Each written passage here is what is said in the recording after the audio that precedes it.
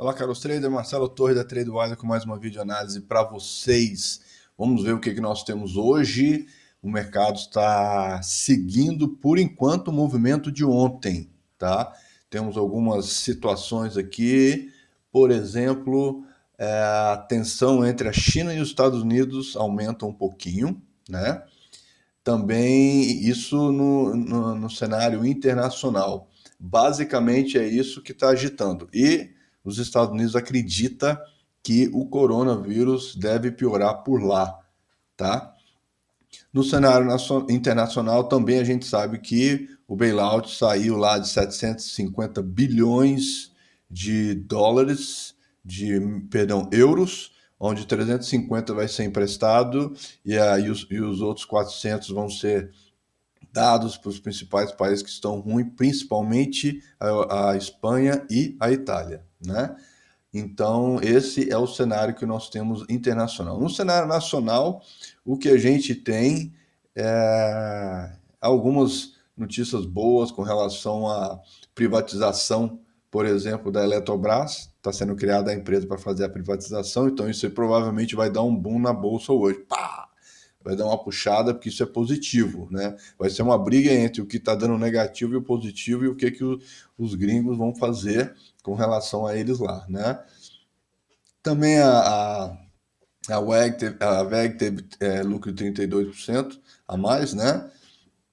E a B2W aprovou o aumento do capital em 4 bilhões de reais. Portanto, vamos ter aí uma guerra entre notícias boas nacionais com notícias ruins internacionais, né? Vamos dar aquela rodadinha básica para ver o que a gente tem. Só lembrando que essa análise está disponível em todas as redes sociais da TradeWise e também em podcast. Então siga-me, ligue o sininho aqui no YouTube, porque essa análise é exclusiva do YouTube. Se você gostou da análise, dê um like e, por que não, compartilhe com seus amigos e vamos espalhar a informação para que todos nós possamos bater a cabeça juntos e chegar a um consenso sobre o que pode acontecer. Lembrando também que essa análise é apenas uma análise educacional, não é um indicativo de investimento, é apenas a minha opinião que eu compartilho com vocês, ok? Vindo aqui na nossa tabela de fatos e impactos, vejam vocês, eu adicionei mais um indicadorzinho aqui. A bolinha diz que não mudou nada e a seta diz que mudou. Para cima aumentou, para baixo diminuiu, tá? Então, no caso aqui, como eu havia mencionado, a Guerra Fria entre Estados Unidos e China, porque os Estados Unidos pediu literalmente para fechar a embaixada no Texas, tá? Literalmente assim, ó, simples, curto e grosso. Portanto, é preocupante essa relação entre os dois, hein? Então, assim, eu coloquei mais um cifrão vermelho para mostrar que o negócio está crescendo e que pode ter um impacto negativo em cima do mercado. E provavelmente o coronavírus e esse impacto da relação americana foi que puxou a bolsa ontem. Lembrando que isso aí já deveria estar sendo precificado. Precificado. Eu explico para vocês o que é esse significado de precificado no meu curso, tá? Veja só, eu abranjo tudo, não só análise técnica propriamente dito, mas num conceito estratégico geral. Então, assim, já estava precificado, os Estados Unidos começou a precificar essa situação ontem mesmo, e eu havia dito na análise de manhã cedo, 24 horas atrás, de que havia alguma coisa errada que não estava certa e que não estava devidamente mapeada ainda. Então,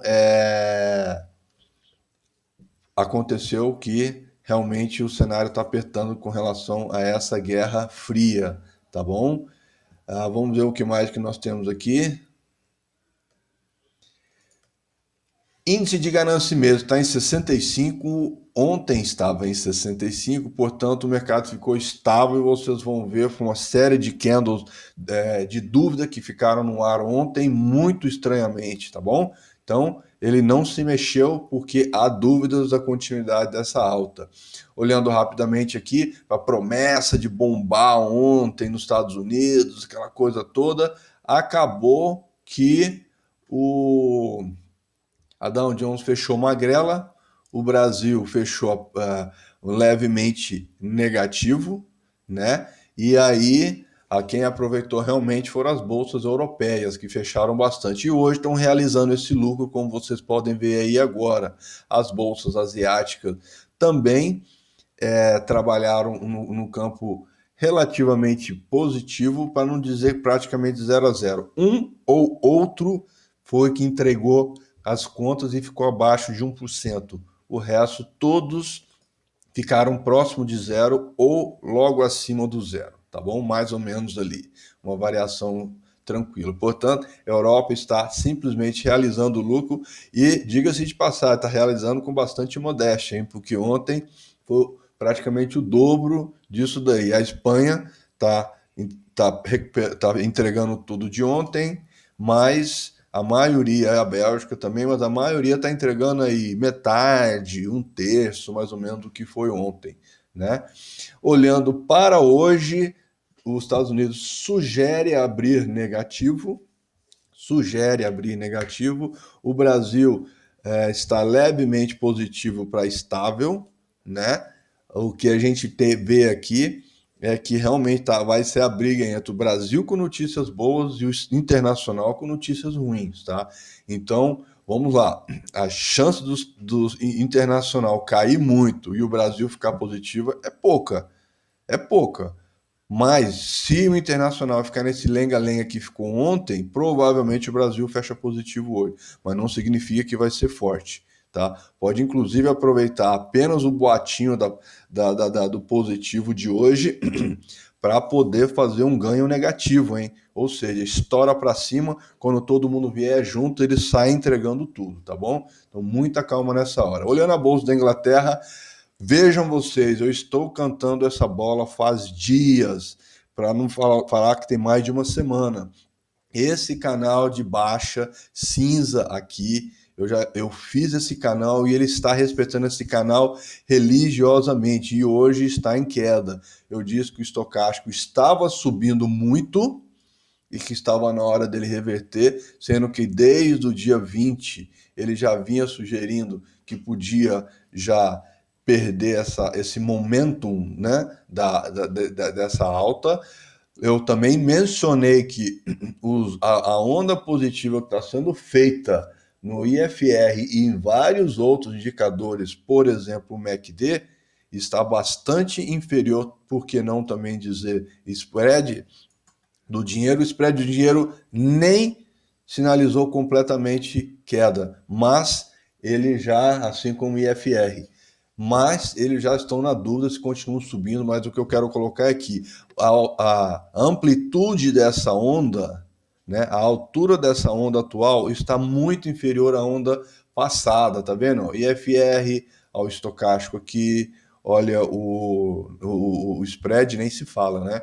Então a onda do passado está muito maior do que a onda atual. Só isso aí já mostra uma falta de força, uma falta de momentum nesse movimento, tá? Ou seja, está subindo realmente por especulação. No caso aqui, ele está tentando não cair, né? A Inglaterra está tentando não cair, ok? E aqui a gente está vendo que o DMI também está no movimento de alta. Ele está por um teco para declarar força negativa, força da venda, né? Do preço vendedor. Tá? Ele está por um teco para fazer isso aí. Se ele continuar caindo mais um pouco, igual caiu hoje, está caindo agora nesse momento um pouco mais de 0,5%, 0,66. Se ele continuar nesse ritmo amanhã, aí vai dar o teco aqui. Nós temos ainda mais um, então, uma evidência de que haverá sim uma correção. Tá? A gente já perdeu aqui, a Bolsa da Inglaterra já perdeu a tendência de curto prazo. Portanto, está mostrando que lá também a maré não está para peixe. Vindo aqui para a Alemanha de novo faz aquele salto, né, do gap e vem com tudo para cima, ou, né, para baixo no caso, né? Olha lá, ó, deu aquele gap, já está vindo para baixo, já entregando tudo. Eu não preciso nem entrar em detalhes com relação à amplitude das atuais ondas, de todos os indicadores. Vejam vocês, pressão do dinheiro, spread do dinheiro, IFR, estocástico, MACD e Volume Wave. Tá? todos eles estão sugerindo que não há momentum para continuar essa subida, que pelo menos há a chance de correção. Correção, se vai subir mais ou não, a gente tem que ver depois. Correção, ele já está sinalizando, tá? Então, principais bolsas europeias sugerindo correção também. Seguindo adiante aqui, a gente tem a Dow Jones, né? Dow Jones não abriu ainda, mas a gente já consegue tirar uma foto. Vejam vocês, depois daquela futuro alegre, bonito e bacana, me fecha com um candle de dúvida em cima da linha de tendência de baixa. Tá? Eu já venho falando, é outra história que eu não vou ficar dando muita atenção, que é a amplitude da onda atual não é a mesma amplitude da última onda anterior, né? No caso, nós estamos falando de ondas positivas, né? Tanto o NFR, estocástico, MACD, Volume Wave, enfim, a gente já vem vendo esses sinais há tempos. É isso que eu estou falando com vocês, que esses sinais não se desmontavam. Tá? Vamos ver como é que vai ficar hoje, se vai rolar uma realização de lucro. Lembrando que a Dow Jones está presa entre 26.611 e 26.940, mais ou menos, tá? Está presa ali, e se realmente... aqui a gente tem uma conjunção de força, linha de tendência de baixa com resistência. Portanto, não só a gente já está vendo no futuro a vontade de cair, mas também a gente tem sinais no gráfico. SP500, mesma coisa, abriu inclusive com um ganho negativo, né? O que é o ganho negativo? Para vocês que ainda não sabem esse termo que eu inventei, é esse aqui. Ela abre com um gap lá em cima, bem diferente do fechamento de ontem, ou da máxima de ontem, abriu antes de ontem, no caso, né? Aí ele abre aqui acima, vai lá em cima, coincidentemente tocou o quê? A resistência que eu havia adicionado ontem, para a gente ter novas referências de novas máximas, né? Fez a máxima lá em cima, provavelmente todo mundo veio junto e depois ele entregou tudo. Olha o volume aqui, ó. Olha o volume, como é que foi forte de venda ontem, tá? Ainda assim, a gente predomina um movimento positivo nessa vontade de mexer. Deixa eu verificar aqui, porque eu acho que o movimento positivo está sendo refletido pelo... Vamos ver aqui. Não, tá tudo certo. Deixa eu ver, pá, direcional. Agora sim, agora sim. Tava mostrando errado aqui, ó. Aqui está mostrando que ontem o volume foi 2 vezes maior do que o volume comprador, tá? Portanto, é aquela história que eu falei. Ele entrou comprando, puxando para cima e entregou tudo depois, tá bom? Então, de novo, a SP500 repete a mesma dose. Olha o que eu falei da Nasdaq.